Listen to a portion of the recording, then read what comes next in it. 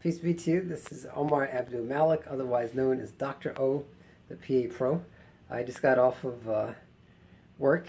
It's about 11 p.m. and this is, what's today? Today is June 1st.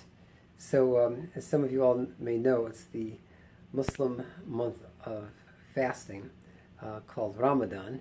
So I just wanted to talk to you guys briefly about just some tips on for those of you all who may be Muslim and fasting. So how to go about having a successful fast while you're in work, while you're working and or going to school.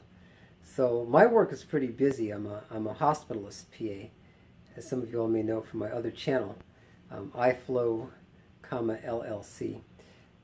So it's a lot of work, a lot of long hours. Sometimes I run codes. That can be very exhausting. So it's important to get adequate nutrition before you start your fast. Now, for those of you all who may not know, the fast, or the Arabic word for fast, is siyam in Arabic.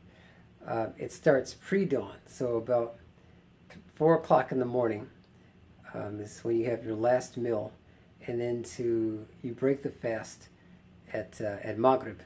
So that's when the sun sets. So about 8:30, maybe a little before that.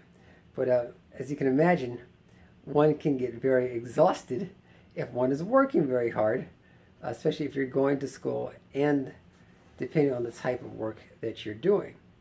Now, if you're a student, it's a good exercise to abstain from food, whether you're doing it for religious reasons or not. Because I could tell you, there were times when I was doing my surgical rotations that, man, I was so hungry and so thirsty, but I was helping the chief resident and the attending physician do a surgery, and it's almost like you're punished by you can't leave until the surgery's done, and you're supposed to handle the pre-op and the post-op procedures for the patient that the surgeon is working upon. So you can't be talking about you're hungry, you want a snack, you want to go to lunch. Sometimes you're there, it's night, you want to go to dinner. So you have to discipline yourself.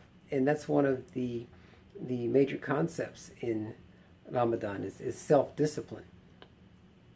So one of the things that I've found through a few decades of fasting is that hydration is probably the thing that makes me able to get through the day. So I drink Gatorade, things with electrolytes in them. Water is the best thing for you, but you have to have some electrolytes. I also do some protein shakes. Let's see if I can get one here. I don't have my protein shakes with me, but lots of H2O. And then I'll talk about one of the, I use a product called Vega, and it was produced by this young man who's a triathlete, and it's got a lot of plant-based protein and carbohydrates and sugars and vitamins in it. But that's something that helps me out. And then I also break my fast with zaytun, with dates. I don't know if that's going to be backwards on the video, but dates are very high in fiber. They've got let's see, it's 120 calories for 6 or 7 dates. And I actually feel full at the end of the day. After I break my fast, if I have water and dates, and then of course I eat food. But if you are a student or a fellow clinician who happens to be Muslim, be aware that you want to get an adequate amount to eat and drink before actually beginning your fast. You need to kind of experiment with yourself if this is your first fast. And for those of you all who are not Muslim and would like to try fasting, I welcome you. You can challenge yourself and see if you can go at least part of the day without any food or drink. Just see how you feel. You'll be surprised that where our bodies are more resilient than we could ever imagine.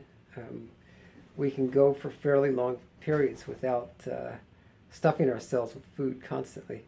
But if you have any questions about fasting, or have any questions about the physician assistant field, or any other aspect of the healthcare profession, please subscribe to my site, or my YouTube channel, and also see my other YouTube channel.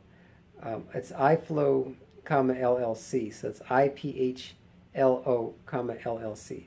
And I wish you all peace and the best of success in your endeavors. Take care.